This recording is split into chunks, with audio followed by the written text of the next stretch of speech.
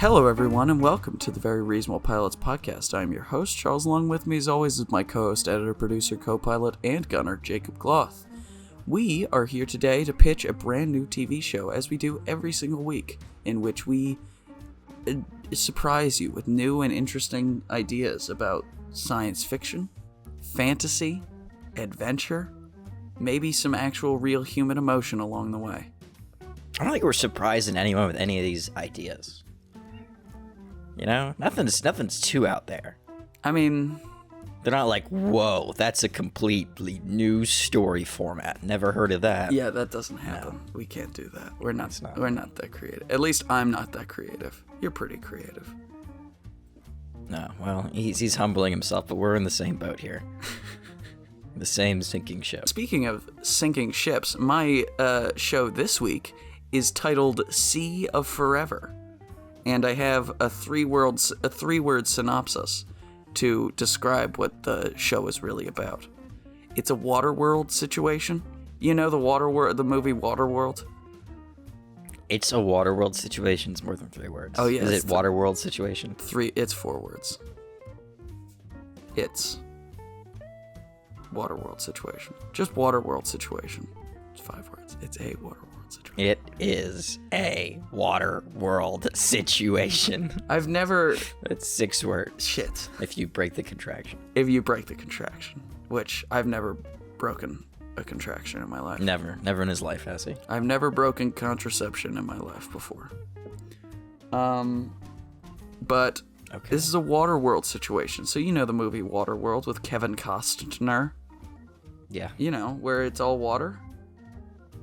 Yep, the world's water. The world is all water. We got the idea. The world's water. Everything is underwater except for. That's all he's got, by the way. That's it. That's his building blocks. He's gonna make up everything else as he goes. Well, I've got I wanted to do a pirate show because I was watching the Pirates of the Caribbean movies, which, by the way, really good movies. And so I decided. Well, the first three kind of really goes good. Real downhill after that. They really, really do. They're really not good after that. But those first 3 movies are classics, and I will defend them to my death. To my dying day, I'll say, those are pretty good. Mm-hmm. And so I decided, well, what do you need for a pirate show, right? You need a ship, like pirates. You need a captain, and you need a crew. Those are the 3 things that you really need to get pirate stuff right. So our ship is called the Fateless, and it is a sailboat that our crew, captained by Captain Dog, his name is William Dog, but, you know, Captain Dog. They sail around this Waterworld style situation, getting into all sorts of crazy adventures with different kinds of crazy, factions that exist on the oceans. You said sailboat. Do you mean a sailboat or do you mean like a big ship? It's a ship. Okay. But it's got sails. I was picturing a little thing with a little triangle sail. You know. Maybe we could have that. You won't have any cannons or anything. Yeah, there's no cannons. There's no very guns. Good pirates. So Captain Dog. Is it a big ship? Is it like a sloop? Does it have one main sail? Is it bigger?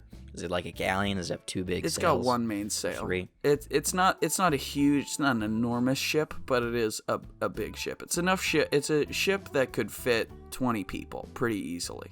20? Yeah. Okay. It doesn't need 20 people. I think that the minimum it would need to sail is like 4 people. Right? Okay. Mm-hmm. But it can fit up to 20 people, including like crew and you know, this is the kind of ship, I'm imagining this is the kind of ship that, you know, you have in video games where you can just do anything. Like, it can be a merchant ship, but it can also be a ship that transports passengers or gets into combat, you know, that sort of thing. So it's a decent-sized ship. Yeah, it's a decent-sized ship. And our crew, captained by Captain Dog, who is a hard man interested in plunder, bloodshed, and music. He loves music, but he lives in a Waterworld style situation, so there's not really any recorded music. How do you listen to music in this world? Is there vinyls? There are vinyls. Radio. It's so a lot of the like culture from this world comes from water sealed safes that people get, you know? Like divers will go down underwater to the old world, the world that was once above and now is below. So this is like a post-apocalyptic pirate world. Yeah, I would say it's a post-apocalyptic water world, pirate world style situation. But there is government. There are people who are in charge, and I'll get to them swiftly. The British? They can be British if you want. I think actually that would be good. Because there's pirates. It's probably the British who are the bad guys. Yeah, the British are the bad guys when it comes to pirates. And pretty much history also. Okay, so, yeah, the only way to get new things from the old world is by finding water-sealed safes and other water-sealed things. So there's teams of divers that go down. So there are artifacts that exist from the old world, but they're extremely expensive and hard to get a handle on. So I've told you a little bit about Captain Dog. He's got a heart of gold and red-stained hands from the blood of his enemies. Now we have Theo Levinson. He's our navigator. He's a bit of a smartass. He thinks he's better than everyone else because he knows how to read, and no one else on the ship knows how to read. He has a gambling problem, and he is also a really bad gambler. So that's a bad combination. Then we have Winslow Slug. He is the crew overseer. He is a hard man. He is a tough man. He has lost a few fingers to the sea, and he is loyal to a fault. He will follow Captain Dog into oblivion because he believes that Captain Dog knows what's going on. Okay. And Winslow Slug is in charge of the crew, right? So like the guys who are like doing all this. Mate. Yeah, he's like the first mate basically. And then our final like major crew member is Katrina Naw. That's Naw. And she is a merchant. She's she's not like a real member of the crew. Like she doesn't have to rig any sails or anything like that. But she is responsible for basically maintaining all of their contacts at port and stuff. So if the crew needs something, she will get it. If they have a bead on some interesting artifact that they think could be valuable, she can get information on it, right? So that's kind of the whole crew that we're going to be focusing on. And obviously we can have fun, side adventures with the, other members of the crew that are slightly less important, We could do stories from the Death Star situation where it's just two pirates and they're doing adventures. They get lost on a rowboat. And then they have to fight, a giant sea turtle. Okay, yeah, do you have any big battles in your thing? Because then we could do like a big battle, and then at the in the middle of it, these two, miscreants. They're cowards, and they hop on the rowboat to get away, and they have a whole rowboat adventure. That's like the entire story. Like, there's no A or B story. It's the entire story for the episode right after. Yeah. Because that would infuriate the audience, right? You want to know what happened. Like, how's the crew after that big battle? Mm-hmm. Instead, we just do the next episode is a Dumb and Dumber episode. They're like, what the hell? We got no information. We can cast ourselves as Dumb and Dumber. Yeah. Because I think that works pretty well. And, yeah, we can leave it on, like, a big cliffhanger. So maybe it's, like, it's a ship. They're fighting, they're having a big ship battle with some lickers, and that's the group that runs things, like the soldiers that work for the government. Their terminology to refer to them is lickers, and they are bootlickers. Exactly, because they're bootlickers. See, but also they literally have to be bootlickers. They have to lick the boot of They have to lick the boots in order to keep them clean, because it's a weird post-apocalyptic world. And, all the rubber from the boots is, very soft because it's, a couple hundred years old. And so in order to keep it, safe from the, salty sea air, they have to lick it clean every night. Is that a thing? That's not a thing. You're just making crap up, right? I mean, it's a thing in my universe. Yeah, sure. Yeah, but that's not like, no one licks their boots clean because of salt. No, I don't think so. Yeah. If I had to guess, that is not a thing. You could also make it like some sort of ritual thing, like when, how you bow to certain people because they're special or whatever, or you kneel or something. They have to lick the boots, literally. Yeah, that's good. I like their, overlords whenever they see them. That's smart. And it's like you can have, the thing where they're like carrying them on their backs through the town to like have the lords look over the peasants, and everyone's just like kissing the boots and licking the boots and all that stuff. Yeah. As they're going by. So they have to make sure to, maybe even they just like take their boots off and tie them to a string and hold them over because they don't want to touch the peasants. No. That's so the boots, yeah, that's good.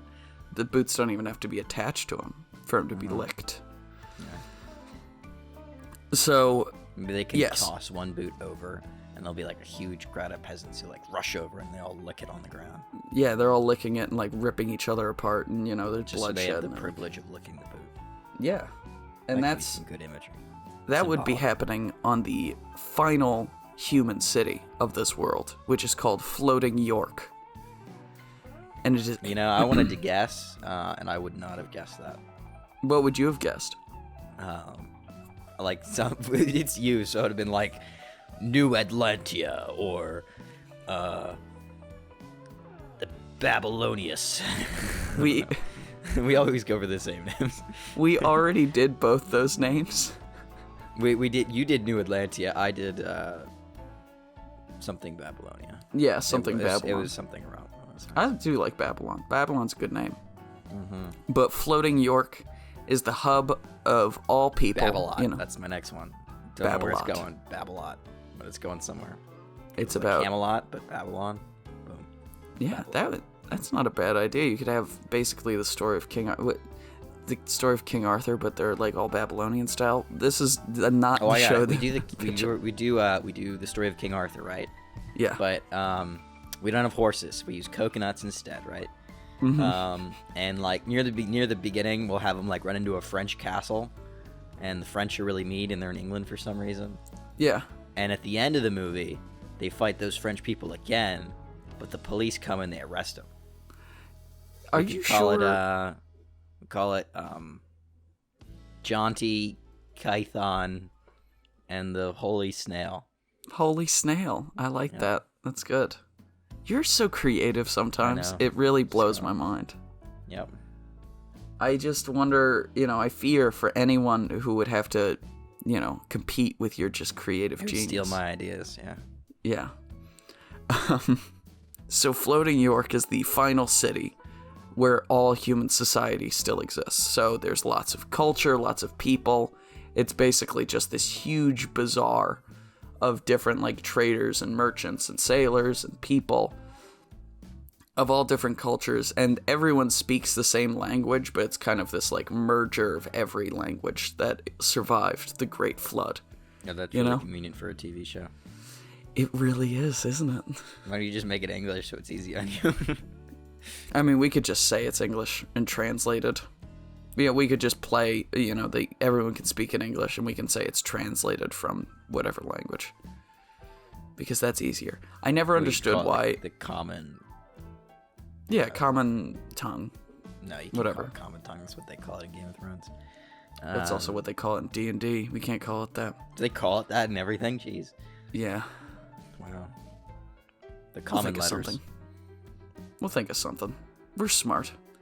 Oh, I just had a good idea. Maybe.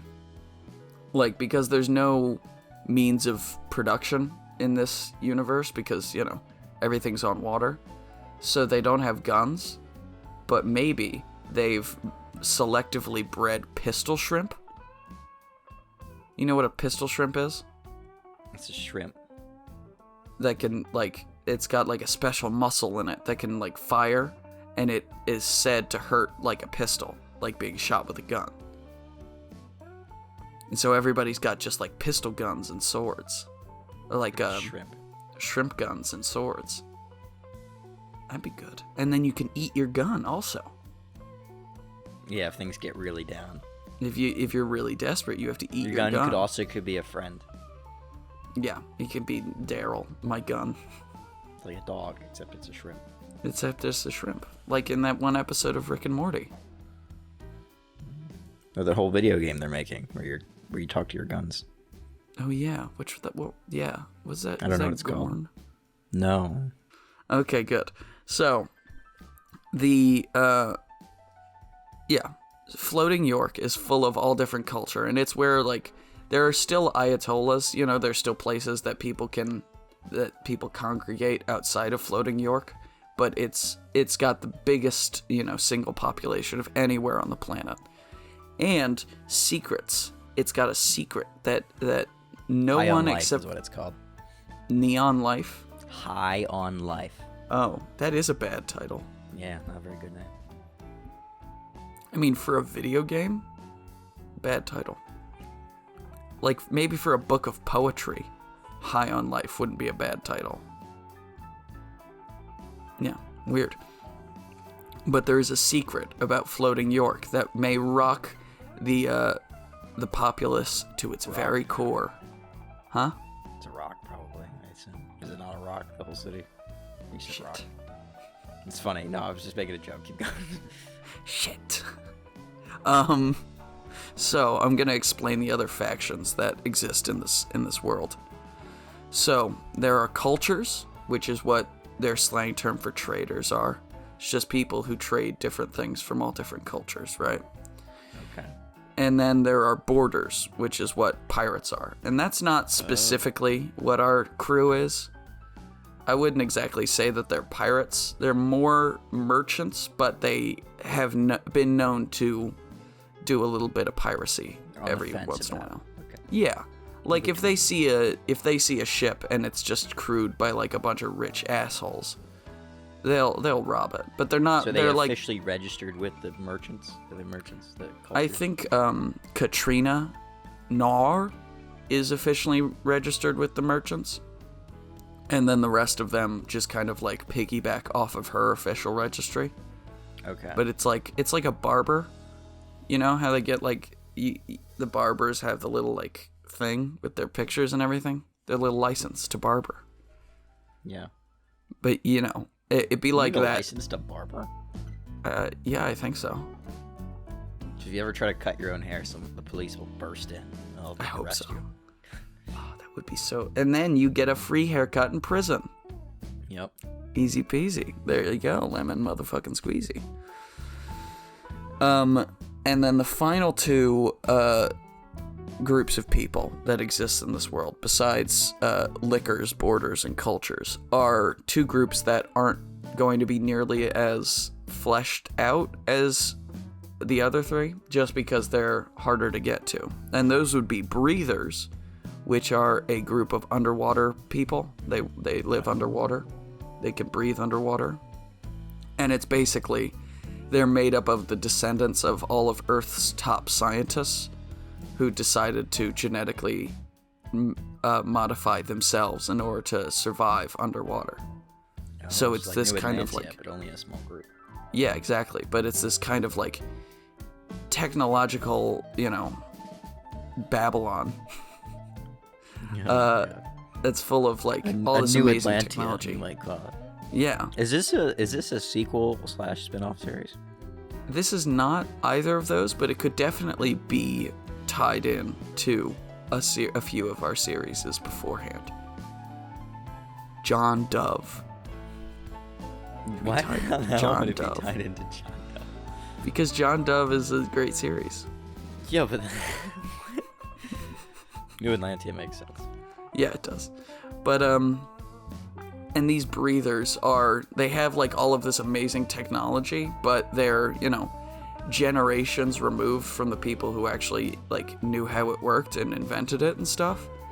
So there's just this kind of like weird underwater inbred fish people that like have all of this amazing technology and live in the lap of luxury, but like are just complete morons all of the time, right? And then our final group is the loons. And the loons are people who have decided, you know, it'd be a good idea. We don't need the water. We can just live in a floating city. So they've built this enormous floating city that floats about. Wait, is that not Floating York? Is it a different floating city? Yeah, it's a different, because this floating city floats in the air, whereas Floating York floats in the water. Oh, you need to clarify that when you say floating. Yeah, I do. Now that you've mentioned that, I really do. You call it, it's a giant air balloon city. Yeah, it's a giant balloon city, right? And it's, you know, going about, cool. and it's... It'd be a bunch of different structures, all with their own balloons, and they're all connected by, like, little bridges. Yeah. No, that'd be cool. Yeah, like a bit like, that one like BioShock game. Oh. Forget what it's called. You go BioShock, I go Up. yeah, like Up also. Like Up. And it's a nomadic city because since it's balloons, they have no way of anchoring themselves, so it's constantly moving. So finding it is really, really difficult.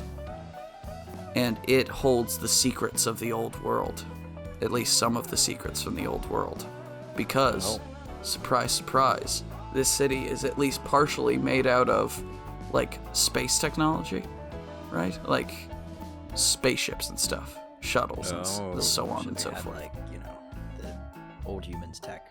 Yeah, they had old humans tech, but they are not. They're like the opposite of the breathers, in that none of them were given it. They all had to figure it out. So they're all very like respectful and almost like religiously, you know, to ancient technology, and they're very wary of outsiders. So you have like a reclaimer versus the people underwater who are like the people that just got everything. So yeah, it's like a trust fund baby versus somebody who like started a business. Inheritor. Yeah. Reclaimer versus the inheritor. Exactly. That can be an episode title. Yeah. Or 2 episode titles. 2 episodes, we can do. Reclaimer and inheritor. Yeah, that's pretty good. And so I haven't really figured out what the season arc is going to be. But I'm thinking it's going to, because I don't really want it to be a serious, you know, world-ending sort of show, if that makes sense. I kind of want it to be a little bit more fanciful. So I would like the Fateless, which is the ship, and its crew to be really, they're interested in music. They're trying to find, like, the last vestiges of, like, recorded music, you know? Oh, okay. And so it's like that's kind of their whole gig, is just like going to different ports and different places, and then like in episode 5 they can make it to Floating York, and just like leading up on different like leads they have for, you know, finding music. So we can have like, you know, there is like this sort of Library of Alexandria style situation where like there's just this huge record collection that's held on Floating York, but it's like behind lock and key, and in order to like access it, you need to have like special permission from the government and that sort of thing. And so maybe Who is the government? Who is the government? Yeah. Oh, like, it's just like this sort of aristocracy of just like sort of like a kind of what's the word? Like a royalty situation where the serfs are the most of the people, and they're working for a small number of lords that have control over everything that creates power, right? Like everything that creates any amount of energy or food or clean water, right? So maybe we can have like a cool situation, because you know how they have those like big tall things that plants grow on. The big tall thing that plants grow on. You can grow plants vertically instead of horizontally, right? So they just have all of those, and at the bottom it's got like this water collection thing. Like so all of the excess water. Yeah, the Hanging Gardens of Babylon. God, we just love Babylon this episode. Big Babylon fans here. It's so good. If I could go back time anywhere, it wouldn't be to Babylon. It'd be somewhere with flushing toilets. But if I had to pick I probably wouldn't ancient go back history, probably stick in the places we got medicine. I would probably go to Babylon. Babylon seems cool. You know, I want to see those floating gardens. Hanging Garden. Floating. If they were floating, it would be a lot cooler. It would be a lot cooler if they were floating. But yeah. And there's still birds, but that's the only kind of animal that exists besides, like, sea animals, is birds. So everyone has pets birds. Yeah, basically. Like, everyone's got a seagull. Seagulls are everywhere. But there's also, like, you know, the rich people, the rich fat cats in floating York, they have, like, a peacock. Oh, peacock. And maybe we can meet, like, a famous pirate, you know, and he's got a parrot. Redbeard. As Archie the parrot. Purplebeard. It's Redbeard and Purplebeard. One of them is the pirate, the other one's the parrot. And it's not made clear the entire time. Yeah. Because neither of them have a red or purple beard. They're it's both not even like the clean-shaven. reverse is true, it's just neither of them have it. Yeah. That makes sense. I like it. And by makes sense, I mean completely doesn't make any fucking sense whatsoever. So our crew can keep calling him Mr. Beard. Yeah. To avoid it. Mm-hmm. Yeah, and they can, like, get on his crew for a bit because their ship has been, like, shanghaied and stolen by some nefarious ne'er-do-wells. And they're on Redbeard's ship, and they're working with his crew for a bit, and then they eventually, like, run into the thieves that stole their ship, and so there's a big battle, and they're fighting to get their ship back, and they're all using their pistol shrimp guns and their swords. That's when the rowboat drops and our two lovely miscreants get away. Yeah, our miscreants. We can call that episode Lovely Miscreants. Yeah. That's a good title. Mm-hmm. And I'd so, like that episode to be the most well-written one, like story-wise as well. Yeah. Like, it's the most dramatic, it's the most emotionally gripping episode. I think you're right. I think you that pour the most emotional energy into this. It's like, you know, we have like a Great Gatsby or like a great love story or something. Yeah, we can, you know, and they can both tell stories of their past, and we can have it be emotionally gripping and, you know, beautiful. Yeah, and then dies or something. It could be a great, like, trying to survive together, like that painting. I think it's called like Wrath of Medusa or something like that. I can't remember. But like, you know, they're trying to survive. Cannibalism's being thought of, and you know, all this kind of stuff. Yeah, and then a fish just jumps out of the water and slaps one of them in the face, because that's comedy. Yep. And then they eat the fish raw because they don't have fire. They get sick. Raw fish is really what most people eat in this universe because fire is really hard to come by. So maybe we can walk into like... How is fire hard to come by? Because how are you going to get wood to make fire? How do they have... What are the ships made out of? Metal. Metal? And wood. And yeah. wood. Okay.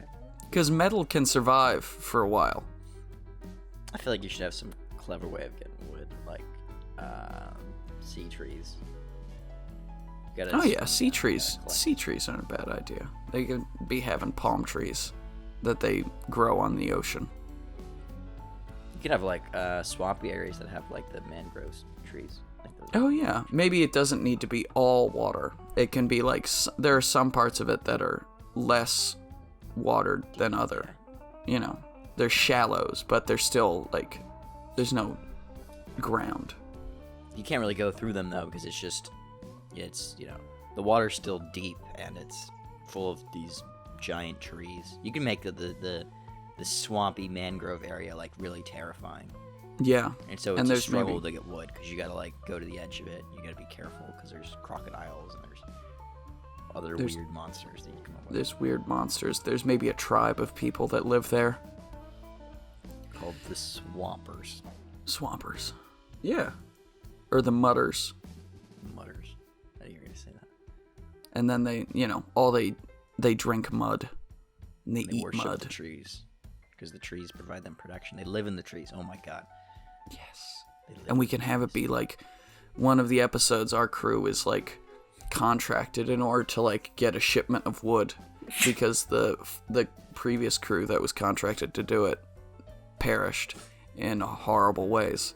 Yeah. And they get there and they realize that the mangrove people are Ewoks. And they're just, cute little teddy bears. They're cute little teddy bear people, and they've got spears, and they can beat up soldiers. Just like Ewoks. And they're really nice and kind until you hit the tree, and then they turn into ferocious monsters, kind of like gremlins. Yeah. Not at night, it's just the... but it is a physical change. Just when you hit the tree. Yeah, they could become like the giant grizzly bear looking things. Yeah, that'd be cool. Speaking of Ewoks, this is real quick. I watched some of Rise of Skywalker yesterday. It's a bad movie. That was all. Yeah, that's it. It's a bad movie. It's not a very good movie. Okay. Thanks, Charles, for telling us something we already knew. You're welcome. I just needed to get that off my chest. And off my mind. But, yeah, we could have all sorts of fun adventures. They could be fighting a giant sea turtle. That'd be cool. Maybe we can have, like, there's a city of like, travelers that just lives on the back of this sea turtle. And, like, and they've got, like, these watertight, like, bags that they live underneath of when the sea turtle goes underwater. But it's, like, an enormous sea turtle, like the size of a parking lot. Yeah. Okay. That's as big as my imagination can get. That's as space it goes, yeah. Yeah, parking lot. Parking lots are pretty big. They are. They're sizable. You can have a small town in a parking lot. Yeah. And maybe... You can. And maybe maybe the breathers have, like, all these other kinds of animals like land animals that they've genetically modified in order to be sea animals. You know? Like we gave this lion gills and we took away his claws and now he lives down here with us. And it's just that's something that the Atlantic people, the underwater people have. Yeah. The ones that can breathe underwater. Mm-hmm. Okay, so they got like swimming cows and stuff. They got swimming cows but they only gave it. Yeah, because they really don't like fish meats. They're like, how do we get beef underwater? Yeah. Swimming cows. Swimming cows, but they're not very bright. Again. So they only give it gills, and then they don't change anything else about it.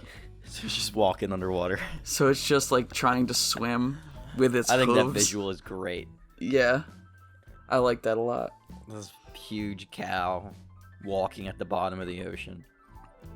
Occasionally, because, water would, has the buoyancy would, push it up a little bit if he moves a little too quick.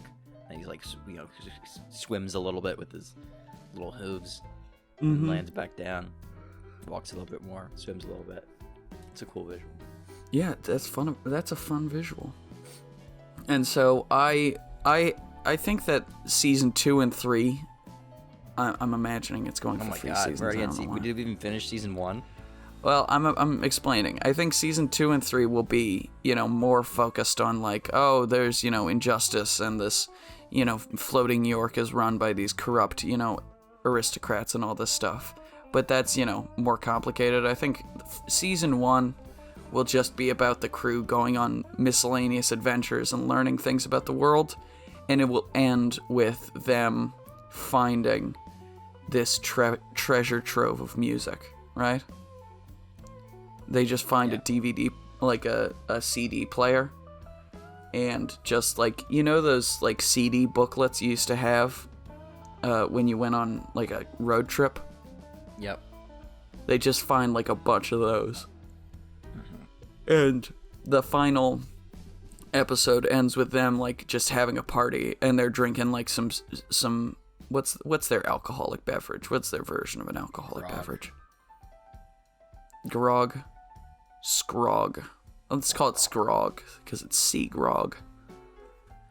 And it's grog just is already sea grog. Is it? Grog is what pirates drink. Oh. It's like watered down rum, essentially. Okay, well then they could be drinking that. And they just like, in order to make it, you have to take like the foam. You know when there's foam in the ocean? Yeah. You have to take that and like leave it, and it ferments, and it tastes really bad, but they all drink it. And so that's what they normally drink. It can't just be completely ridiculous, Charlie. You can't just invent that the foam ferments and makes alcohol. Why not? Because that doesn't make any sense at all. No one will like that because it's just completely ridiculous. Okay, well, how would you make alcohol in a world without anything besides seawater? You gotta have some sort of plant out in the ocean that you have to bring up. Okay, well, you can do that. Oh, we can have seaweed wine. Is it a thing? It can be in this universe because it's fictional. Oh my god. We're gonna hire a scientist to make sure that we have something somewhat believable. Yeah, we can hire a scientist. We'll get a scientist. Because I think it'd be cool because Charlie, you're not thinking commercializing this product, and that's the issue. Because what we do is we make up this product in the show, right? Mm-hmm. Then we make it for real and sell it for a lot of money. I think that's not a bad idea at all. Uh-huh. We would make bank. But yeah, I think this is why final I'm the episode. executive producer and you're just the host. I'm just the host. I'm not thinking about lunchboxes, toys, video game tie-ins. There's lots of things that we could do. We can get into Fortnite with this. We can make a Fortnite skin of us. Yep, that's how you peak. That's your highest point in life. Yeah. When you make we could be in the next Avengers movie. Yeah, no. It's gonna be a Marvel character. Anyway, so season 2 is mostly about the corruption. Yeah, season 2 is mostly about season 2 and 3 would be about corruption and actual big, storylines that have ideas and stuff. But season 1 would just be, it's just adventures on the high seas, and they're fighting turtles and they're fighting pirates and they're doing all sorts of stuff and they're making friends. And it would end with a Return of the Jedi style. They're just all partying, they're drinking their seaweed wine, and they're listening to music. And what song do you think should be playing at the end? What song is happy? Like that. Hannah Montana's Party in the USA. That is not a bad idea at all. I don't know. Party. I don't know. I'm better with tragic songs. And happy songs. I agree. I 100%. The show ends with them all dancing and partying to Hannah Montana's Party in the USA. Okay, so you have that as the first season. Second season's the corruption. Third season, is it going to be like the Inheritors versus the Reclaimers? Or we're going to have some war between the sea and the sky? Because that would be good. That would be cool. And cool. it would also be good dramatic build-up, because you're going from a basic crew to a crew that's sort of getting involved in the bigger scheme of the world. Yeah. To massive, crazy sea wars. Sea and they can have sky. Different weapons. Mm-hmm. The loons could have these bombs that they tie to big rocks and then drop off, and it brings it down to the bottom of the ocean and explodes. And then the underwater people, they can be just having these big mortar style guns that fire up. Yeah. They have to get balloons that bring them up to the surface, because you can't fire anything from the bottom of the ocean. The pressure of the water will slow it down. Mm-hmm. And that probably helps them so that they don't get hit by the air people's attacks. Yeah. But it hurts them because it makes it hard for them to attack. But they control the water, so they can get to the surface very easily. Mm-hmm. That could be a big contention point. And our crew can probably side with the air people, because the water people just seem like the natural bad guys, because they're the Inheritors. They got everything just because they were there. And the Reclaimers seem like the natural good guys because they work to get it. And they seem to want to protect it. They're preservers. Yeah. And both the Breathers and the Loons are incredibly racist to the people who just live on the water. Oh. They both think they're just stupid, They're, basically cave people. They're barely human, But I think over time, the loons can be taught that the people on the water are good too, because the captain and his crew are so great. Yeah. And then nice emotional arc for the loon people. Exactly. It would be good. And then they could set up some sort of embassy between the loons and the water people, in which it's a rope ladder. Yeah, a rope ladder. It goes down. It just goes down, and you have to catch it. That's all I got. They're like, you can climb up. It's a long climb. It's a really long climb. Yeah. It's really windy. Yeah, I like that. That's good. That's a good arc for the loons. And then the breathers. Like I imagine they all have like those old flight caps on. They have like the big goggles, and they have like scarves that flow in the wind with them. Yeah, they all talk in crazy accents, but it's not consistent. Accents. Yeah, it's like there's a French guy, there's a British guy. Everyone has a really thick English accent, like English as in they're speaking English, but they're not. They're not. They're they French have their own accents.